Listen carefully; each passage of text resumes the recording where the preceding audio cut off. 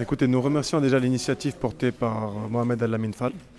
Pensons que c'est une initiative qui va tout droit à son honneur dans sa lutte pour contribuer à la résorption du chômage au Sénégal.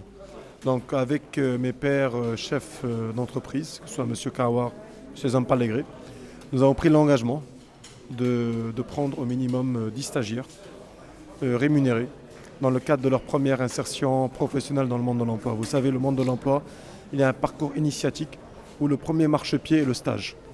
Et nous espérons que ce premier marchepied que nous allons poser ensemble pour ces premiers stagiaires vont leur permettre d'être fait partie des clés de succès afin d'avoir un parcours soit entrepreneurial, soit salarial, beaucoup plus consistant et renforcer ses chances d'employabilité et d'aboutir à un contrat beaucoup moins précaire.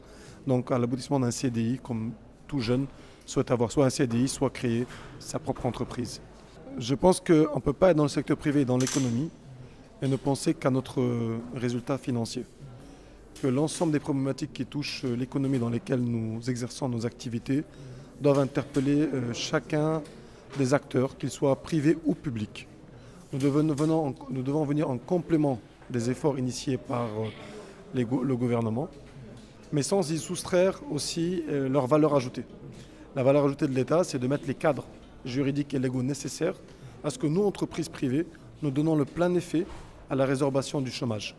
Donc c'est pour ça que lors de mon intervention de ce matin, j'avais dit qu'il y avait des réformes qui devaient être portées par l'État.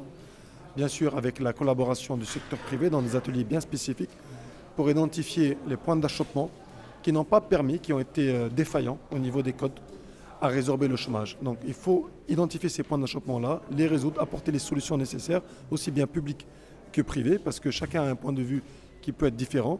Et je pense que c'est en mettant nos points de vue sur la table qu'on peut avoir un point de vue convergent. Et aujourd'hui, c'est cette initiative-là qui a été initiée par Mohamed El-Amin Fall à travers cette Afrique Academy que nous saluons. Mais lui seul ne pourra pas résoudre le chômage au Sénégal. L'ADER, comme il l'a dit, ne peut pas résoudre l'effort au Sénégal. Je pense que chacun doit faire sa part dans sa lutte contre le chômage au Sénégal. Il ne faut pas rêver, il y aura toujours du chômage au Sénégal comme il y a toujours du chômage dans tous les pays du monde entier, et d'ailleurs même les plus industrialisés. Mais l'essentiel est que cette proportion reste marginale dans notre économie, surtout que nous sommes appelés à trouver des réponses concrètes à des jeunes bacheliers, des jeunes maîtrisards qui vont sortir.